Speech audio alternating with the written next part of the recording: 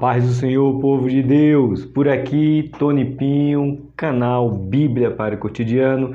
Estou aqui para fazer a nossa aula da Escola Bíblica Dominical, que nesse segundo trimestre da editora Betel Dominical estamos estudando sobre o livro de Gênesis, a segurança de viver pela fé nas promessas de Deus. E nós já chegamos na lição de número 5. Isso mesmo, 5 é o número da nossa aula que nós estamos aqui, irmãos. Ou seja, esse é o último domingo do mês. Isso mesmo, mês de abril, ó, acabou. E podemos dizer que até aqui nos ajudou o Senhor. O que nós vamos aprender hoje na lição de número 5? Vamos aprender sobre a necessidade de reconexão entre o ser humano e o seu Criador. Ele é o meu Criador, ele é o seu Criador, então há a necessidade de reconectar, ou usar a palavra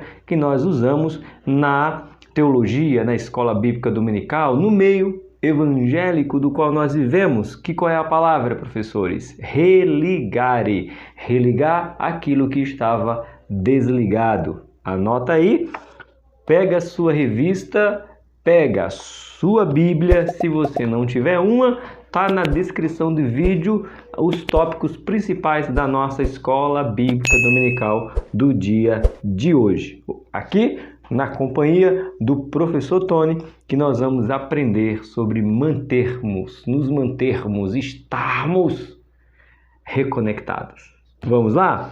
Abre aí a sua revista da Escola Bíblica Dominical. Essa lição será aplicada no dia 30 de abril de 2023. Aula de número 5, a necessidade da reconexão entre o ser humano e o seu Criador. Isso aí. E nós vamos começar diferente a nossa leitura, o nosso textuário, na verdade, o nosso textuário será um pouquinho diferente, já não vai ser mais em Gênesis, né? Nós estamos na série estudando sobre o livro de Gênesis, mas a leitura de hoje está registrada no livro de Jeremias, capítulo 29, versículo de número 13, que nos diz assim: E buscar-me-eis e me achareis, quando me buscardes de todo o vosso coração. Eita, aqui ó, tem umas verdades que podem ser aplicadas na minha e na sua vida. A primeira, buscar-me-eis, ou seja, tem que querer buscar. E se você buscar, você vai achar, ok? Porém, Jeremias está dizendo que Deus proferiu dizendo quando buscarmos de todo coração. Então, o ser humano pode até buscar, pode até falar que vive com Deus. No entanto, Jeremias está dizendo que ele tem que buscar de todo o seu coração. Nossa verdade aplicada de hoje nos diz assim: ao longo das Escrituras, vemos Deus se revelando e chamando o ser humano ao arrependimento, visando a restauração da comunhão com Ele. É isso mesmo. E se você vai me acompanhar aqui do começo ao fim essa aula completa, lá na lição no ponto de número 3, nós vamos abordar, eu achei algo muito interessante, né? Que o escritor é o bispo Abner, falando nisso, né? O comentarista é o comentarista bispo Abner. Ele vai dizer que Deus foi longânimo com a humanidade antes do dilúvio, porque ao tempo que estava sendo construído a arca, era Deus dando tempo ao homem para se arrepender. Porém, se passou 120 anos e só piorou. Em vez de o homem querer Deus, se afastou de Deus. Mas isso é para o ponto de número 3. Só para falar aqui da nossa verdade aplicada, porque sempre foi Deus que deu o primeiro passo, teve a iniciativa de trazer o homem para perto. Eita glória! O objetivo da lição de hoje, mostrar a busca do homem para se reatar com Deus. Palavra reatar. Destacar que o homem não vive bem longe de Deus. Marca a palavra longe. E terceiro objetivo, ressaltar que Deus provê os caminhos de volta para ele. Palavra provê. Então, reatar, longe e prover é o que nós vamos aprender hoje, destacar hoje, desenvolver nesta lição da nossa Escola Bíblica Dominical. Nossa leitura bíblica em classe ou texto de referência está no livro de Gênesis, capítulo 4, versículo 1 e 2. Depois vamos para o versículo de número 25 e depois para o versículo de número 26. Não é uma leitura corrente, mas duas partes do livro de Gênesis, capítulo de número 4, tá bom? Lembrando mais uma vez, descrição do vídeo, se você não tiver uma Bíblia impressa. E conheceu Adão a Eva, sua mulher, e ela concebeu e teve Caim, e disse: alcancei do Senhor um varão. Marca essa frase: alcancei do Senhor um varão. Deixa marcadinho aí que eu já volto. Versículo 2. E teve mais o seu irmão Abel, e Abel foi pastor de ovelha, e Caim foi lavrador da terra. Veja só, quando Adão e Eva pecam, Deus promete que da semente da mulher viria um que esmagaria a cabeça da serpente. Eva não sabia, evidentemente, quem era, mas quando nasce Caim, a frase dela para Caim é: alcancei do Senhor um varão, porque ela sabia que seria no masculino que pisaria a cabeça da serpente. Tanto que quando nasce Abel, ela não pronuncia nada. Sabe quando é que Eva vai pronunciar de novo? Alcancei do Senhor? Quando nasce Sete. Eva guardou as palavras do Senhor. Devia ter guardado antes, mas ficou na sua memória. Alcancei do Senhor um varão. E esse varão pode ser ele que pise a cabeça da serpente. Forte. Versículo 25 agora. Olha só, mais uma vez vou marcar essa frase que diz assim: e tornou Adão a conhecer a sua mulher, e ela teve um filho, e o chamou o seu nome Sete, porque disse ela: Deus me deu outra semente. Opa. Observação, porque eu sei que muitos não prestaram atenção, eu havia falado antes, e aqui eu provo o que Deus promete para a serpente, que viria a semente, e Eva guarda a palavra semente, e ela anuncia no nascimento de Sete essa semente, porque Deus me deu outra semente no lugar de Abel. Semente, ou seja, ia substituir aquele que poderia esmagar a cabeça de Satanás. Porquanto Caim o matou, né? Então Eva ela teve duas perdas, irmãos. Perda dupla. Como, professor? Caim mata Abel. Abel morre, perdeu literalmente. Eva perdeu seu filho. No entanto, não esquecemos que Caim saiu errante, então Eva fica sem os seus dois filhos de uma vez só. Como diz o ditado popular, besteira pouca é bobagem para Satanás. Ele mata um irmão e o outro sai errante. Ou seja, se podemos dizer, eu não sei que palavra aqui usar, mas Eva fica sem os dois filhos, né? Se fosse sem pai, diríamos que Adão e Eva ficou órfão dos filhos, né? Mas não existe essa palavra aí, né? Se fosse os pais tivessem morrido. Mas Eva ficou sem os seus dois filhos, Caim e Abel. Abel morre, Caim foge. Porém, no 25, começa Deus a dizer que a promessa dele continua de pé, que ele nos diz.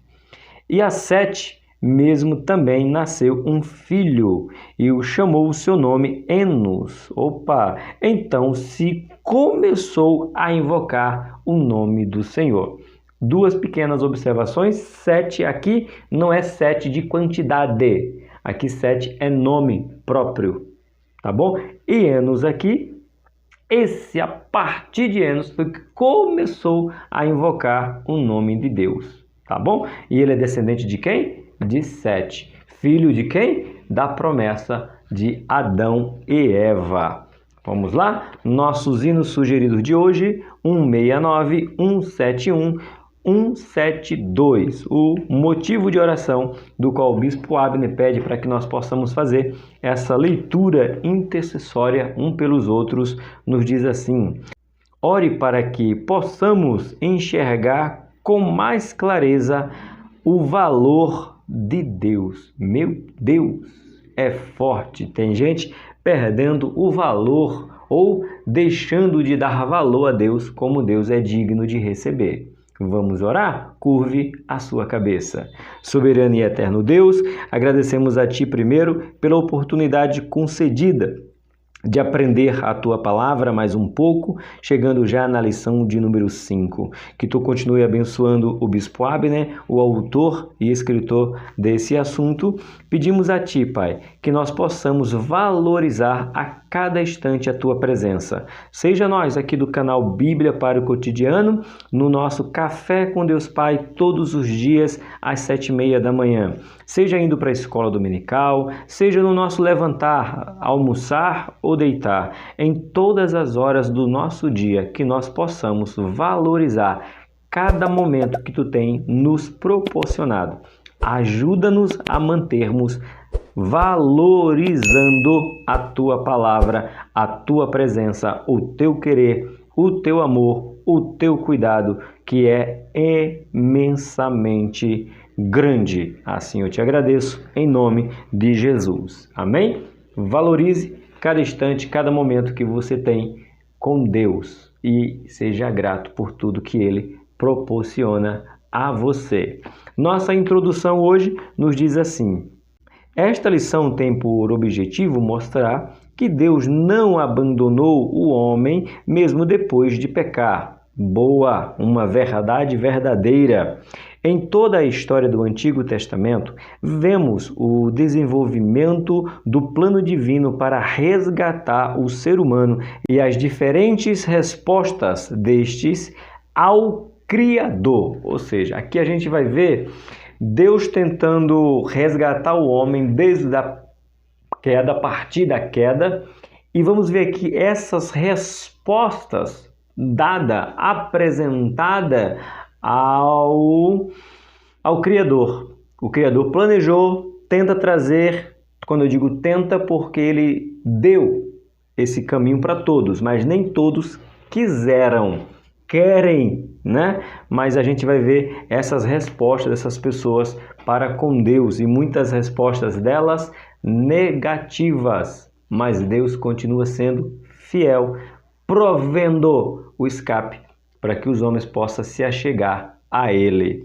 Vamos para o nosso ponto de número 1. Vamos lá, ponto de número 1. E eu tenho um pedido para você antes de entrar lá. Não esquece, irmão, se inscreve no canal Bíblia para o Cotidiano. Se inscreve, é só clicar aí, inscrever-se. Clica aí, ponto. Se inscreveu, você vai estar impulsionando esse canal para que outras pessoas sejam abençoadas com esses estudos. E se você já é inscrito, não custa nada você deixar um comentário, vai impulsionar mais e mais esse canal. Faz essas duas coisas. Se inscreve se você já é inscrito, se você não é inscrito, se inscreve. Se você já é, um comentário. Ponto. Fácil assim. Tá bom? Você vai ajudar o canal Bíblia para o Cotidiano e o professor Tony ficará eternamente grato. Vamos lá? Primeiro ponto, o desenvolvimento da religião. Sim, vamos separar o que é religião, o que é religiosidade. A gente usa muito a palavra religião, porque se tornou já um verbete, um vulgo, uma palavra normal, o cotidiano, de falar que religião, Deus não veio para salvar religião, mas a palavra correta que deve ser usada é religiosidade, as religiões. Por quê? Religião, na sua essência, no seu primórdio, ela é religare, tá bom? Então, logo, a religião, ela é boa. Sim, a religião. Repito, o problema é que nós vulgarizamos a palavra. Então, tudo a gente fala que é religião, mas não. A religião correta se chama religare, é o que Deus fez para comigo e para com você. Olha só. A religião, latim religare, traz a ideia de religar algo que se rompeu da necessidade de Deus. Depois da queda, nasce então a tentativa do homem em reatar seu relacionamento com Deus. Depois da queda, o homem busca se relacionar com Deus. Em vão, porque o homem rompeu. Deus não queria, irmão, sacrifício. Deus queria obediência. Mas por conta do pecado, o homem troca a obediência pelo sacrifício. E Deus disse que o que Ele quer dele é que o homem lhe obedeça, que chega até Jesus. Mas o religare é para nos trazer de volta até Ele. 1.1. Acesso negado. Eita, é forte. De todas as consequências do primeiro pecado do homem, a pior delas, com certeza, foi a ruptura da comunhão com Deus, sem dúvida. O relacionamento foi rompido e a intimidade de antes se perdeu. Que intimidade de antes, professor? A intimidade do homem poder ter Deus todos os dias, na virada do dia. Essa ruptura, esse foi quebrado de uma maneira que Deus põe o homem para fora do jardim, e não só põe o homem para fora do jardim, como impede ele de adentrar ao jardim, certo? Que quando ele coloca os anjos, né, ali os querubins, impedindo que o homem vá entrar no jardim. Mas essa ruptura da presença de Deus se dá em que sentido?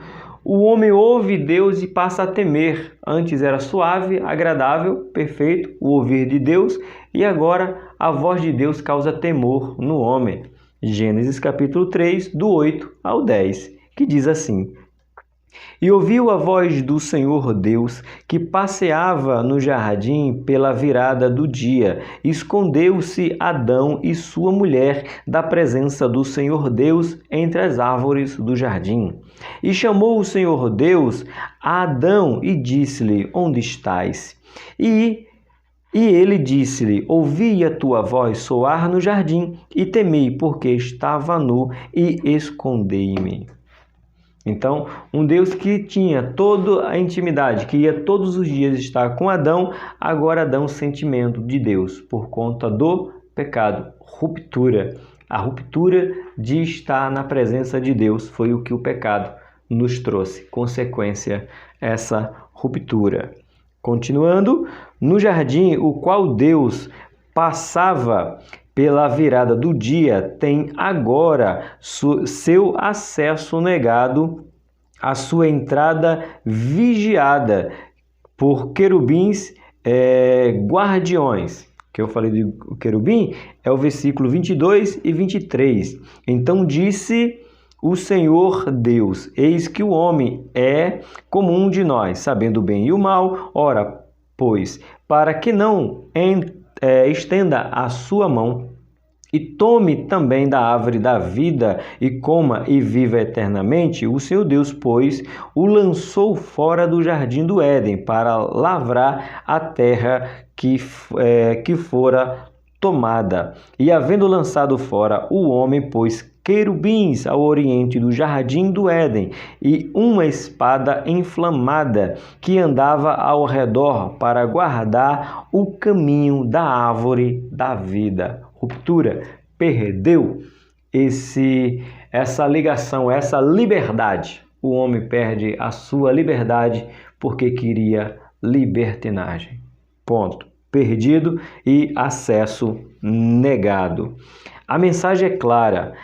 O acesso a Deus não era mais livre. Mesmo assim, vemos ao longo da história da humanidade que o ser humano criado para Deus continua procurando reconectar-se com o Criador. Sim, porque não mostra no texto, não é, vamos dizer assim, explícito no texto que Deus pediu sacrifício a Caim e Abel. Nos deixa entender que eles, ou Adão e Eva, tinham essa prática, ou começou a ter essa prática, não é bem claro, não é bem nítido como se deu, o porquê que Caim e Abel decidiram oferecer sacrifício a Deus. Mas sabemos que, se foi Deus que pediu, se foi Adão e Eva que ensinou, um fato era uma maneira que eles acharam de tentar se religar a Deus. E Deus aceitou.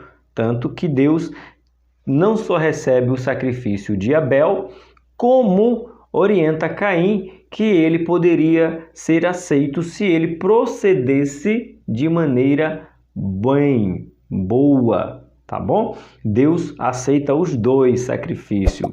Lógico que com proporções diferentes. Não, professor, calma, meus irmãos. Calma, pequenos irmãos. Calma. Deus aceitou os dois. De pronto, dizendo, receba o sacrifício de Abel. O outro, Deus aceita, porque Deus diz o que para ele? Eu gosto de dizer que é para botar na cabeça de vocês que Deus amou muito mais Caim do que Abel. Que é isso, você ficou louco? Não, irmãos, é só ler e ver com detalhe. Porque para Abel ele recebe o sacrifício, para Caim ele diz, eu quero a sua vida, Caim. Resista ao pecado, Caim. Resista ao mal, Caim. E eu, Caim, aceito é você. Eu quero você, Caim. Eu não quero o teu sacrifício. O teu sacrifício é pouco. O que eu quero é você. Se isso não é amor, o que é? Já pensou nisso? Dá uma olhadinha no texto. Vamos lá? 1.2. Sinais de misericórdia. Vamos lá.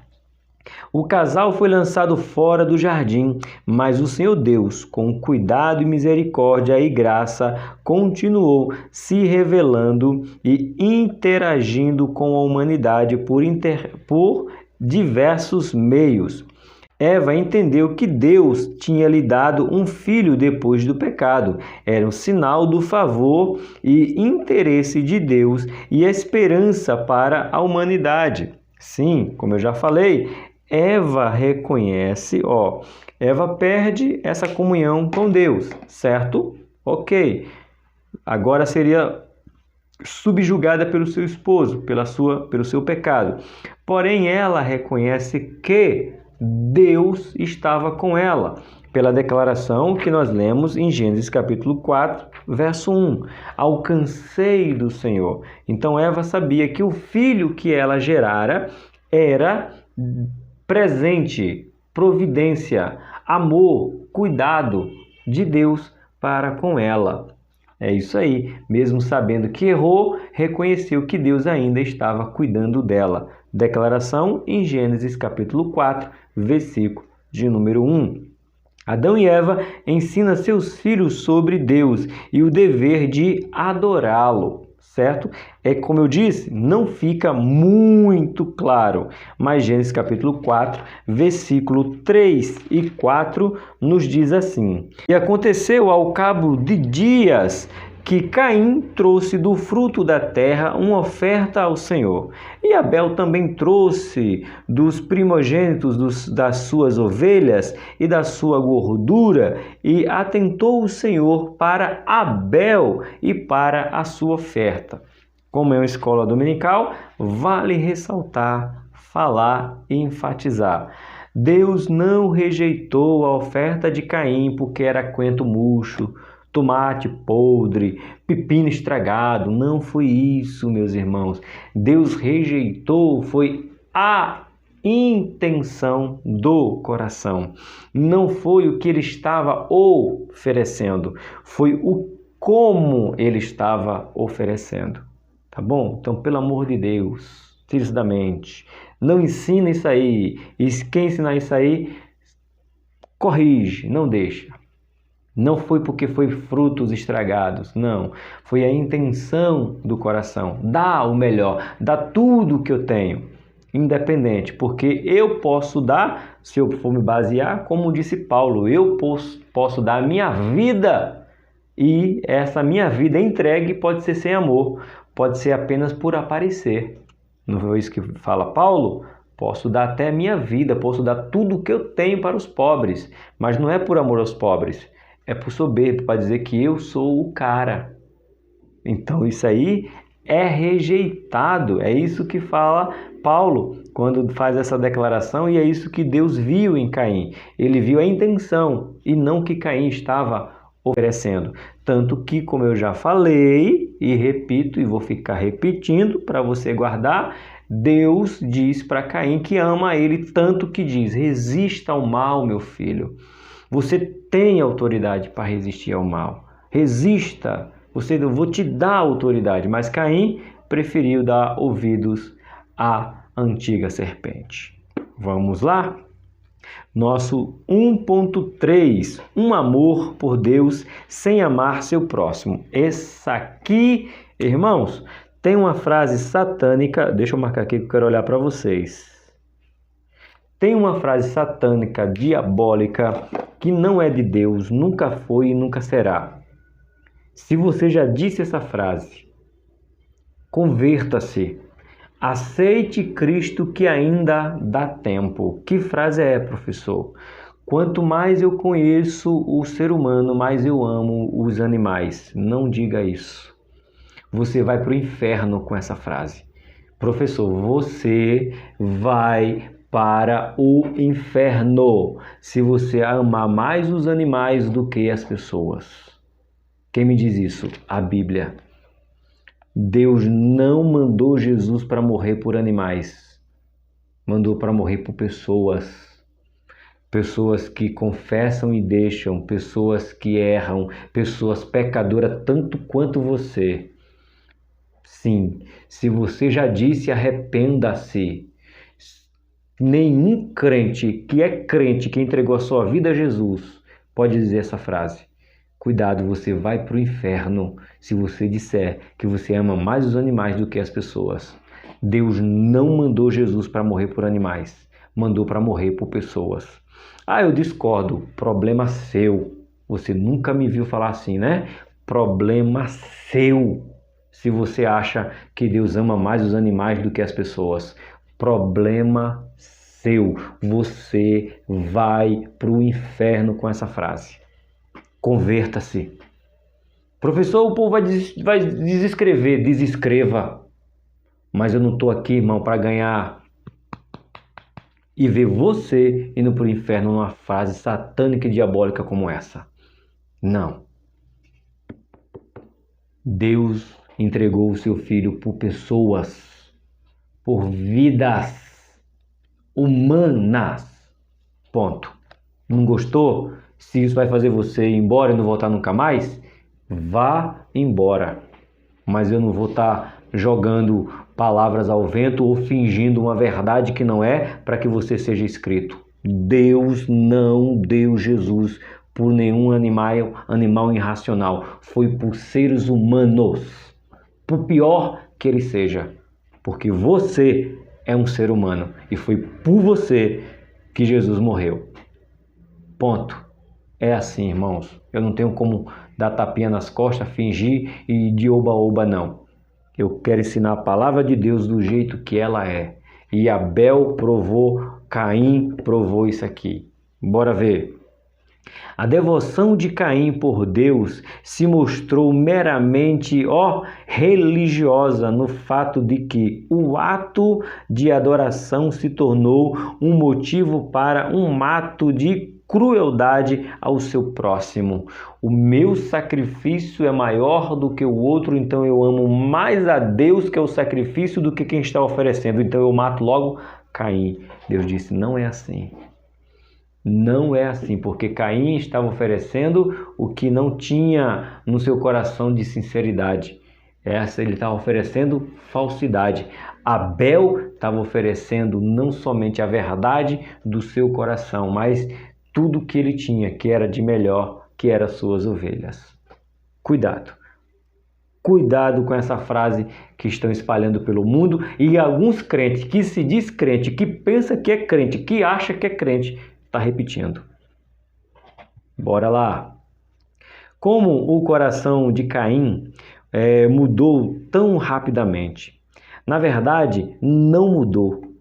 O amor verdadeiro por Deus necessariamente estabelece em nós um amor pelo próximo. Eita! Não dá para você amar a Deus sem você amar o próximo. Tem isso na Bíblia? Sei lá, de repente tem. Não sei. 1 João, capítulo 4, versículo 19. Será que tem alguma coisa relacionada a isso aí? Vamos ver agora. 1 João, capítulo 4, versículo 19 a 21, que diz assim: Nós o amamos porque ele nos amou primeiro. Se alguém diz, eu amo a Deus e aborrece o seu irmão, é mentiroso. O que é isso? Cadê outra Bíblia, gente? Não, eu tenho que conferir em outra Bíblia. Não tem isso aqui, não. É mentira, né? É a história da carochinha, né? Eu vou ter que ler de novo. Se alguém diz, eu amo a Deus e aborrece o seu irmão, é mentiroso, pois quem não ama o seu irmão ao qual viu, como pode amar a Deus a quem não viu? E dele temos este Não. Eu quero outra Bíblia, eu quero consultar outra Bíblia. Consulta a sua Bíblia, pelo amor de Deus. Talvez a minha esteja errada, talvez seja eu que rabisquei. Não. É sério isso?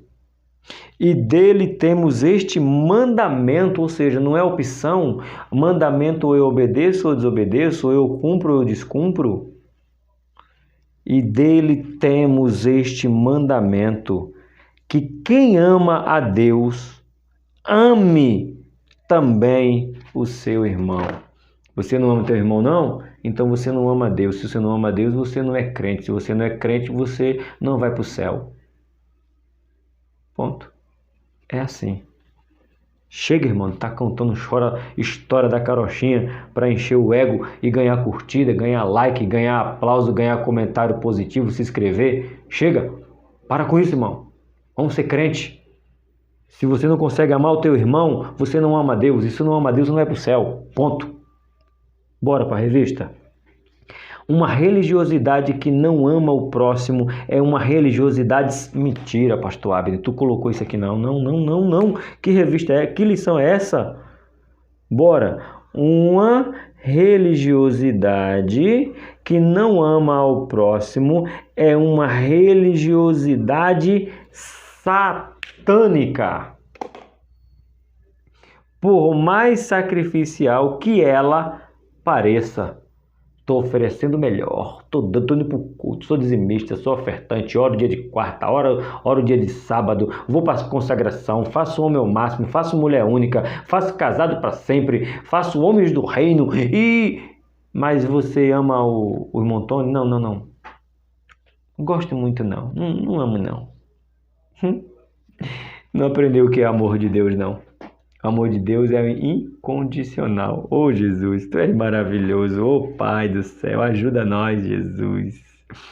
Quando fazemos da nossa adoração uma forma de sermos aceitos por Deus, oh, meu Deus, nos desligamos do Evangelho de Cristo, que é o que nos torna aceitos por Deus. E isso nos desliga do próximo. Bora ver aqui, gente. Bíblia, livro de Efésios. Foi Efésios que eu vi, gente? Não foi? Lógico que foi. Efésios 2:14. Efésios 2:14 nos diz o quê? Assim, porque Ele é a nossa paz, o qual de ambos os povos nos faz um. E derribando a parede da separação que estava no meio. Até onde? Até o versículo 16, né? Na sua carne desfez a inimizade, isto é, a lei dos mandamentos, que consiste em ordenanças para criar em si mesmo dos dois um novo homem, fazendo a paz, e pela cruz reconciliar ambos com Deus em um corpo, mantendo com elas as inimizades, ou seja, derrubou as inimizades para nos tornar um só com Ele. Gálatas 5, versículo de número 4, que diz assim: separados estáis de Cristo, vós os que vos justificais pela lei, da graça tendes caído. Ou seja, quer justificar, eu adoro, por isso que Deus me aceita. Conversa é essa, rapaz? Deus te aceita porque Ele quer, não é porque você oferece nada não, porque você tem nada não, é porque Ele deu o meio de você estar ligado nele. Ponto. Ficou triste, irmão? Fica triste não. Só arde se tiver ferido. Se não tiver ferido, não arde não. Se está doendo, é que você precisa ser sarado em Cristo. É assim. Nosso ponto número 2, um nascimento da esperança. É isso mesmo, um nascimento da esperança. Porque nasce Enos. O invocador, o coletivo, começa ali a adoração. Bora ver? O nascimento de Enos, neto de Adão, traz uma nova esperança para a humanidade. Se volte para Deus. Isso mesmo, o homem criado à imagem de Deus não pode seguir bem a vida longe dele. Eita, que frase linda! Pô. O homem criado à imagem de Deus não pode seguir bem a vida longe dele, porque está criado, aliás, porque foi criado por ele. Deus, ele é maravilhoso. 2.1, o início da adoração comunitária. Opa! Dizem assim, Deus não criou igreja. Oh, meu Deus do céu, ajuda eu, Jesus. Quem foi que fez o templo, irmão? Quem foi que fez o tabernáculo, irmão? Quem foi que mandou fazer o tabernáculo, irmão? Deus, irmãos. Ou um povo doente que diz que não precisa de igreja. Precisa mesmo não. Vai para o inferno? Precisa não, você vai sem igreja mesmo. Agora vai para o céu, aí tu precisa de igreja. Precisa, lógico que precisa. Porque é lá que eu me tenho com o meu irmão. Em comunhão. No partir do pão. Ei, tudo rimando, ó. Bora lá, 2.1. O início da adoração comunitária. Como Caim matou Abel e passou a viver a vida fugindo de Deus, Gênesis 4,16, Deus dá a Adão outro filho chamado Sete. É interessante notarmos que após o nascimento de Enos, as pessoas começaram a invocar o nome do Senhor. Como eu falei, a gente não sabe, não é claro, não é bem transparente, suposições, irmãos. Tem hora que dá para supor, imaginar, quem sabe, talvez, mas não dá para saber por que Caim e Abel começaram a invocar o Senhor. Porém, é fato que a partir só de Enos, neto de Adão, é que se tem uma clara menção de que ali se começou a invocar o nome de Deus. Mas a pergunta que não quer calar, por isso que eu falo para vocês, isso aqui é uma escola, né? Eu pergunto, mas Caim e Abel não invocavam o nome do Senhor? Já pensou nisso? Não, né? Eu também não. De vez em quando eu me deparo com um negócio como esse, eu pergunto, peraí, e Caim e Abel não estavam invocando o nome do Senhor? Tava. E por que só depois de Enos, ou a partir de Enos, é que disse que se invocou o nome do Senhor? Qual é a resposta, professor? Sei lá. Quando eu chegar no céu, eu pergunto para ele. 25 e 26 diz assim: E tornou Adão a conhecer a sua mulher, e ela teve um filho e chamou o seu nome de Sete, porque disse ela: Deus me deu outra semente em lugar de Abel, porquanto Caim o matou, e a Sete mesmo também nasceu um filho e o chamou o seu nome Enos. Então se começou a invocar o nome do Senhor. Caim e Abel não invocava? Porque só menciona a partir de Enos. É um dos mistérios assim que você não sabe. Conjectura? Não vamos conjecturar. Vamos dizer o que é, mas sabemos que a partir de Enos tem a invocação coletiva do nosso Senhor, certo? Gênesis capítulo 5, verso 1, nos lembra que Adão e Eva foram criados à semelhança de Deus, sem pecar. Aos 130 anos, gerou um filho à sua semelhança, que é muito, muito pertinente, né? Se você abrir Gênesis capítulo 5, verso de número 3, vai dizer: um filho à sua semelhança. Quem é? Sete, tá bom? Gênesis capítulo 5, verso de número 3. Isso pode significar que Sete herdou do seu pai Adão tanto a imagem de Deus quanto as máculas da queda do Éden. Sete substituiu Abel morto, não apenas como filho de Adão, mas como herdeiro de uma fé genuína e amor a Deus. Então, não era somente dizer filho de Adão, filho da promessa, filho que ia perpetuar as gerações futuras, filho que gerou Enos, e de Enos a adoração. Eita, Deus é maravilhoso, não é? Vamos lá. Há uma clara distinção de relação com Deus entre os descendentes de Caim e os descendentes de Sete. Os descendentes de Caim, rebeldia. Descendente de Sete, adoração. Vamos lá? Aqui tem um comentário bíblico que diz assim: em contraste com a linhagem de Caim, uma nova direção tem início com o nascimento de Sete, Adão e Eva. Desta vez, a alegria de Eva é misturada com tristeza e ela usa um termo mais impessoal para referir-se a Deus. Quando nasceu um filho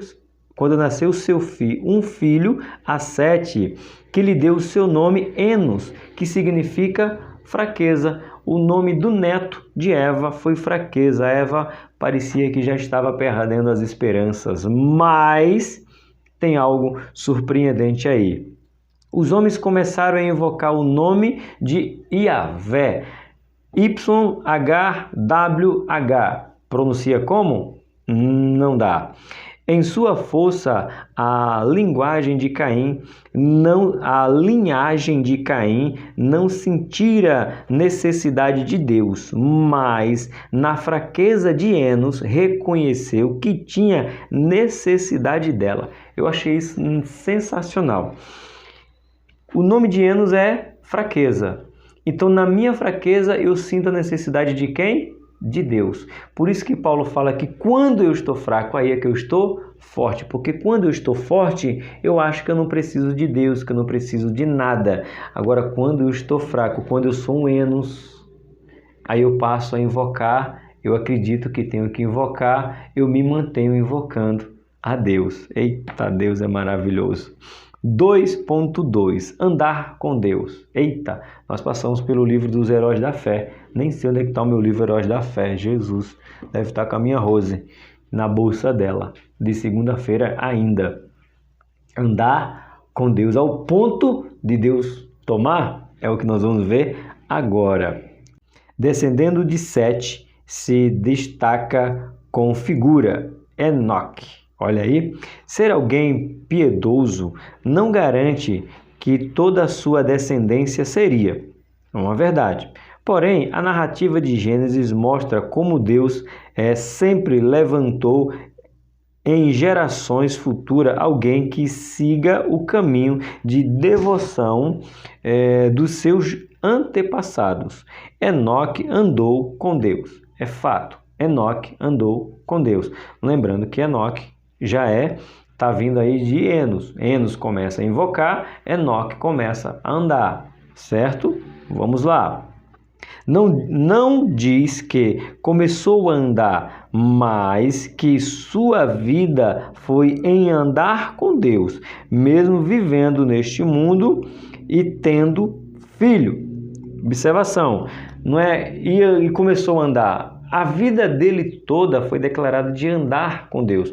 Não é feito o Tony que diz assim, ó, eu me converti com 20, então eu comecei a andar com Deus. Não, ele já andava com Deus.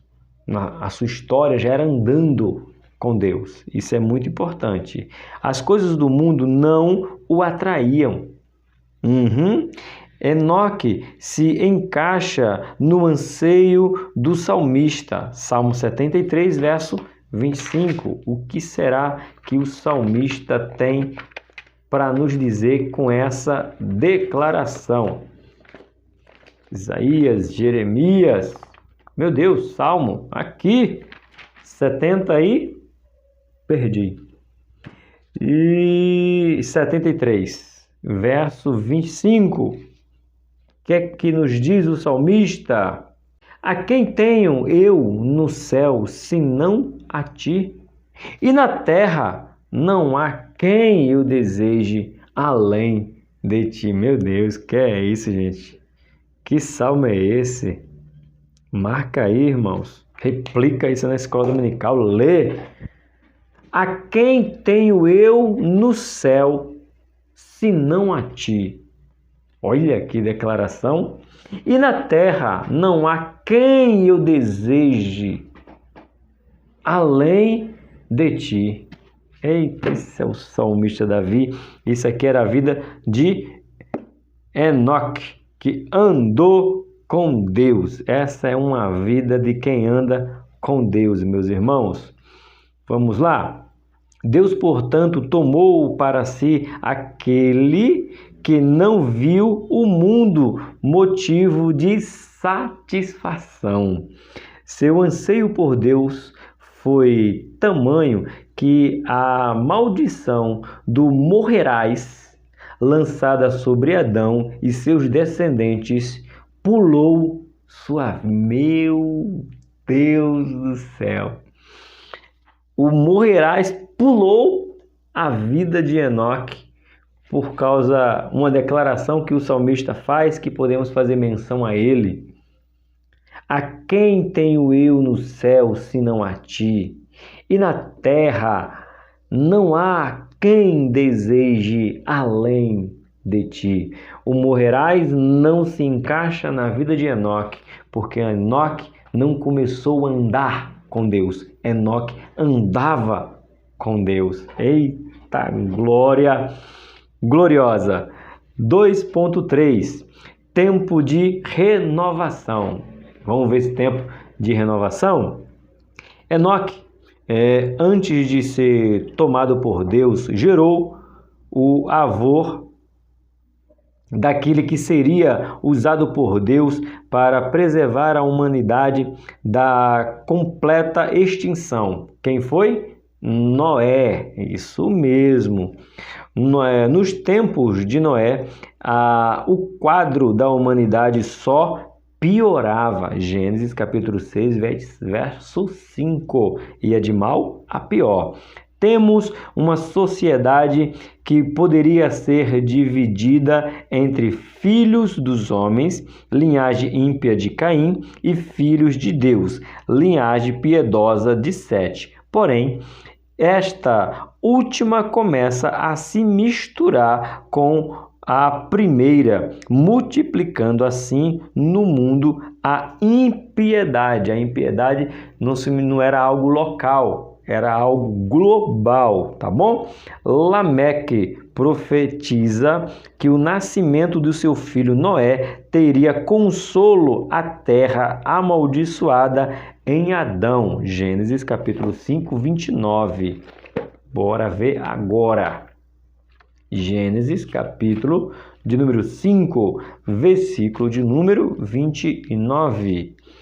E chamou o seu nome Noé, dizendo: Este nos consolará acerca de nossas obras e do trabalho de nossas mãos, por causa da terra que o Senhor amaldiçoou. Ou seja, Lameque, coloca a esperança no seu filho Noé, profetizando algo que ele não sabia, porque de Noé viria a restauração do povo.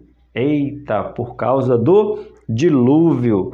Creio que Lameque não mediu suas palavras, mas Deus a recebeu e assim cumpriu. Vamos lá? O consolo pode significar a destruição das cidades com o dilúvio, trazendo consolo ao solo, como a própria limitação da maldade com encurtamento da vida após o dilúvio. Pois é, depois do dilúvio, a vida ela se reduz, ela passa cada vez mais a diminuir. Tem os que passam, tem os que vivem mais de 120, mas começou a reduzir ali depois do dilúvio. O dilúvio reduziu drasticamente o tempo de vida do homem na terra. Um comentário bíblico nos diz assim: a coisa mais importante pela qual Lameque é lembrado é o seu descendente Noé, cujo significado no nome é o único comentado pelo narrador deste capítulo. Este nos consolará acerca das nossas obras e do trabalho de nossas mãos, por causa da terra que o Senhor amaldiçoou. A palavra Noé, ou Noa, ou Nosh, né? Repouso, descanso. Vem do verbo que significa descansar e está associada a alívio. O nascimento de Noé para o seu progenitor significava uma inversão do curso para a humanidade. Noé foi esse descanso que a terra precisava. Ponto de número 3, bora lá. Ponto de número 3. Um novo começo em Deus. Então, tudo começa com Deus, tudo passa por Deus e tudo vai terminar em Deus. Amém? Bora lá. A tentativa do homem em se religar a Deus não pode ser bem-sucedida sem que antes seja uma iniciativa divina. Deus mesmo precisa prover os caminhos de volta para ele. Pois é, o homem começou a oferecer sacrifício com Caim e Abel. Aí depois foi começar a invocar o seu nome com Enos. E depois dedringolou com a geração de Noé. Aí Noé entra, vamos falar agora. Aí Noé entra, vem o dilúvio. Aí Noé sai da arca e vai. Aí entra, vamos lá, Abraão, Isaac, Jacó, as 12 tribos. E depois vem depois das 12 tribos, vem Davi. E depois de Davi, Salomão. E depois de Salomão, Roboão. E vai, Jeremias, Isaac. Isaías, Ezequiel, Daniel, aí vai, chega Malaquias, Abacuque, aí chega João, o Batista. Aí João diz que vai vir um que é maior do que eu não sou digno de levar sua sandália. Aí vem Jesus, pronto. Em Jesus que o homem encontra o refúgio tão esperado. Mas lembrando que esse Jesus foi morto lá na fundação do mundo. E foi pronunciado pela primeira vez em Gênesis 3, capítulo 15. Porém, inimizade. Mas se cumpre lá no Novo Testamento. Se tudo se encaixa para trazer até Jesus, porque o homem era incapaz de se religar a Deus, por que desconfiaremos que ele vai voltar para buscar a sua igreja? É isso aí. Bora ver agora, porque Deus é que provê o caminho. Não é à toa que Jesus diz o quê? Eu sou o caminho, eu sou a verdade, eu sou a vida. Ninguém vem ao Pai senão por mim, por Jesus. 3.1. as marteladas da longanimidade divina. Eu achei isso aqui sensacional. Se você não leu a revista, irmãos, leia. Se você é aluno, porque você é professor, você já estudou, está estudando, está parando as arestas para aplicar a sua aula. Mas as marteladas da longanimidade, confesso que eu nunca tinha pensado nessa frase. Você já leu? Vamos lá? Preste atenção que coisa bonita aqui, que o Bispo Abner aqui coloca. Quando toda a humanidade se desviava de Deus e se entregava à impiedade, Noé seguiu os caminhos do seu avô Lameque, andava com Deus. Ele não foi tomado para Deus como foi Enoque, mas foi preservado por Deus no dilúvio junto com a sua família. Lembrando que tem um filme perturbado aí, dizendo que aquele filme Noé que fizeram aí, mano, aquilo ali é uma aberração, não é nem uma heresia, aquilo é uma aberração. Dizendo que ainda entra alguém lá na arca, oh, meu Deus do céu, aqueles homens de pedra construindo aquele negócio. Não perca o seu tempo. Mas Noé entra, Noé, sua esposa, seus 3 filhos e suas 3 noras, e de lá povoa a terra. Noé não só entra, como leva a sua família com ele. Tá bom? Preste atenção, não vai ensinar errado não. Noé foi a única voz, sensata no mundo perdido e cego pelo pecado. Foi considerado o pregador da justiça de Deus, não em uma civilização injusta, mas em um mundo injusto. Meu Deus! Noé não estava contra o Brasil. Boa! Obrigado, Jesus. Noé não estava contra o Brasil, irmãos. Noé estava contra o mundo. Noé contra o mundo, porque era toda a civilização que estava cometendo injustiça. Segundo Pedro, capítulo de número 2, 1 Pedro aqui, deixa eu virar. 2 Pedro, capítulo de número 2, verso de número 5. E não perdoou o mundo antigo, mas guardou a Noé, pregoeiro da justiça, com mais 7 pessoas, ao trazer o dilúvio sobre o mundo dos ímpios. E não perdoou o mundo antigo, mas guardou a Noé, pregoeiro da justiça. É isso aí. Então, era o mundo inteiro que estava perdido. Por isso que o dilúvio ele é global em todo o globo terrestre. Ao longo do tempo da construção da arca, unido às marteladas de Noé nas madeiras da arca, consistia em uma pregação da longanimidade de Deus em dar aos homens a chance de se arrependerem. Ainda assim, não creram nele. 1 Pedro, está pertinho? Vamos abrir aí, 1 Pedro, capítulo número 3, verso de número 20. Eu achei sensacional ele fazendo essa menção das marteladas, as marteladas da longanimidade de Deus. 1 Pedro, capítulo de número 3, versículo de número 20, que diz assim: os quais em outro tempo foram rebeldes, quando a longanimidade de Deus estava nos dias de Noé, enquanto se preparava a arca, na qual poucos, isto é, 8 almas se salvaram pelas águas. Meu Deus, eu com esse texto, já li esse livro de Pedro não sei quantas vezes, e eu não tinha me atentado a essa frase. As marteladas da longanimidade divina, ou as marteladas da longanimidade de Deus. 120 anos esperando o homem se arrepender. Que é isso, Bispo Abner? Que Deus continue lhe abençoando mais e mais. É isso que me apaixona na escola dominical. Quando eu penso que, eu descubro que não sei nada. É isso aí, certo? Vamos para o nosso 3.2.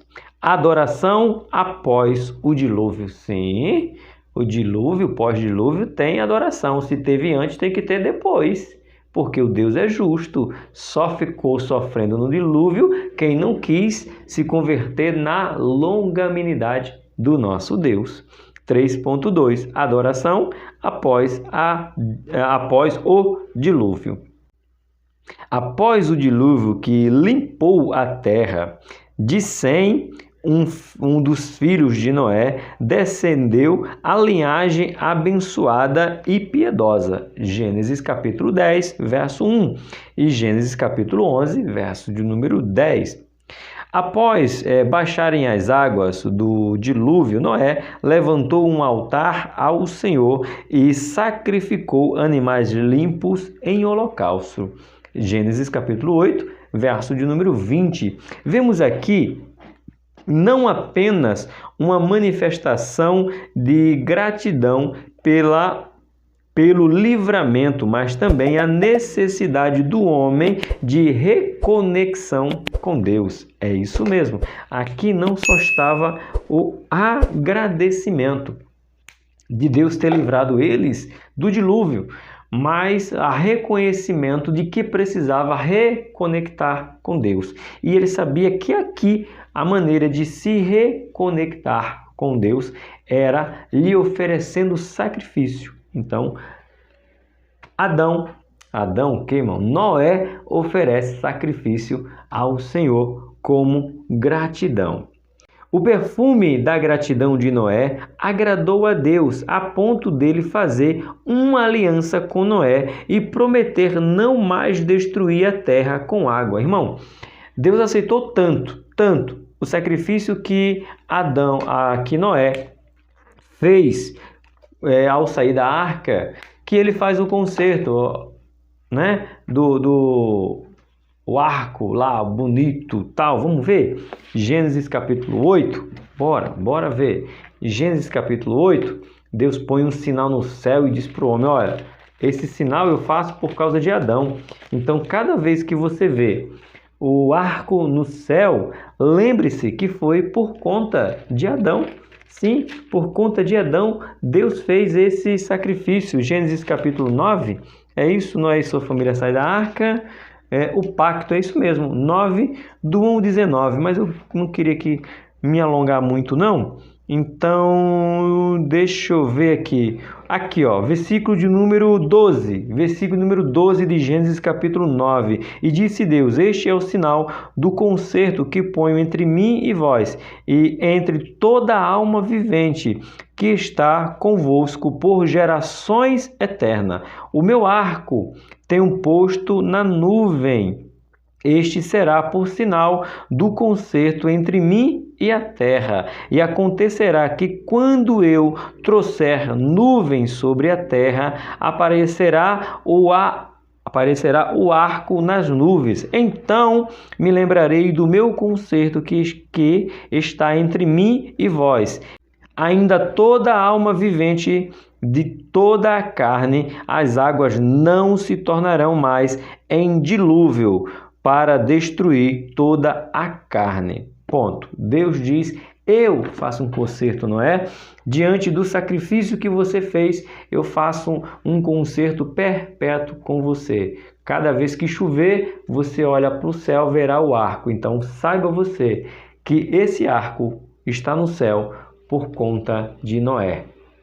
O sacrifício de religare que Deus fez entre Noé e a humanidade, porque aceitou o sacrifício dele. Então, o arco é o sacrifício religare, dizendo, meu pacto eu vou manter até chegar em Jesus para nos religar por completo. Eita glória! Ponto? Não, tem um pedacinho aqui ainda. A intemperança de Noé e imprudência e discrição de seu filho Cã dividiu o destino das 3 civilizações pós-diluvianas. Já falamos sobre essas 3. E sabe o que me deixa apaixonado pela Bíblia, professores? Porque você vê Deus no capítulo 9 fazendo uma aliança com Noé perpétua, e toda vez que a gente vê o arco no céu, né, a gente vê que é uma aliança que Deus fez por conta de Noé. Porém, Noé se embriaga, amaldiçoa as gerações do seu filho, se dispersa, e mesmo assim, o que eu aprendo com isso? Que mesmo apesar dos meus erros, Deus é misericordioso e não esconde, a Bíblia não esconde as falhas ou erros, não esconde nada disso. Então isso me deixa cada vez mais confiante nela, porque não é uma Bíblia, não é um livro, não é um Deus que esconde as falhas, é um Deus que mostra e diz porque Ele não é limitado à limitação do homem. Ele é Deus. E sendo Deus, Ele sabe, como diz o Salmo 103, verso 4, é isso? Ou é 4, ou é 104, verso 3? Deixa eu ver que é pertinente. Deixa eu ver se é 103. Deixa eu ver aqui e eu te falo. E o Senhor tem estabelecido o seu sono, tá? Misericordioso e piedoso é o Senhor, longanimidade e grande benignidade dele. Não. Aqui, ó, Salmo 103, verso 14. Não vou nem cortar. Pois ele conhece a nossa estrutura e lembra-se que somos pó. Então ele sabe que somos apenas pó. E sabendo que somos apenas pó, ele sabe que nós dependemos e precisamos dele mesmo nas nossas fraquezas. Certo? Vamos para o nosso ponto de número 3. Vamos lá. Ponto de número 3. A fé como um novo caminho para Deus. É isso aí. Diz assim: de Noé nasceu Sem, e de Sem descendente o grande patriarca Abraão. Vem de Sem, Abraão. O nascimento de Abraão marcaria um novo rumo para a raça humana com Deus. As maiores bênçãos prometidas à humanidade seriam dadas a Abraão. A esperança se renova porque finalmente uma nação, e não apenas alguns indivíduos, seriam reconectados à comunhão com Deus por meio de suas promessas e caminhos. Abraão, séculos depois, seria identificado como pai de todos os que creem. Romanos capítulo 4, verso de número 11. Deus se revelou a Abraão e o chamou, lhe deu ordens e promessas. Abraão creu e obedeceu. Romanos capítulo 11, verso de número 8. Um verdadeiro exemplo para nós hoje. Mas o justo viverá pela fé. Hebreus capítulo 10, verso 38. A fé não apenas no momento da conversão, mas fé em todo o tempo ao longo da jornada, assim como foi com Abraão. Eu falava isso hoje no nosso Café com Deus Pai, porque eu estou gravando na terça-feira, como eu falei para vocês que eu iria gravar, que a fé ela não pode ser somente no momento, tem que continuar. Então eu vou ler aqui mais uma vez, que diz assim: fé não apenas no momento da conversão, mas fé em todo o tempo ao longo da jornada, assim como foi com Abraão. Tem que manter, irmão, a fé. Hebreus capítulo 11, versículo 9, 11, 13 e 17. Vamos manter a nossa fé. Mesmo diante das circunstâncias, precisamos manter nossa fé em Deus, porque Ele é que nos sustenta e nos religa a Ele mesmo, certo? Deus é fiel à sua palavra e cumprirá seus propósitos. Ponto. Assim, nós concluímos a nossa quinta lição. Só que eu vou ler a conclusão para você ainda. Então, que Deus venha abençoar a sua aula, te dar uma aula abençoada em nome de Jesus Cristo. Que diz assim a nossa conclusão: A religião é a tentativa do homem de se aproximar de Deus. A redenção é a iniciativa de Deus em trazer o homem novamente para um relacionamento consigo. Então a palavra que você guarda é redenção. Redenção te leva de volta a Deus, né? Aquela música bonita que nos diz: o meu orgulho me tirou do jardim, mas Deus colocou o jardim em mim. Eita glória! A redenção te aproxima de Deus em Jesus Cristo. Que você tenha uma excelente aula em nome de Jesus. Por aqui, Tony Pinho, na companhia do Rosil e da Rose, canal Bíblia para o Cotidiano. Eu espero você amanhã de manhã no nosso devocional Café com Deus Pai. Que Deus te abençoe e esteja religado nele hoje e para sempre.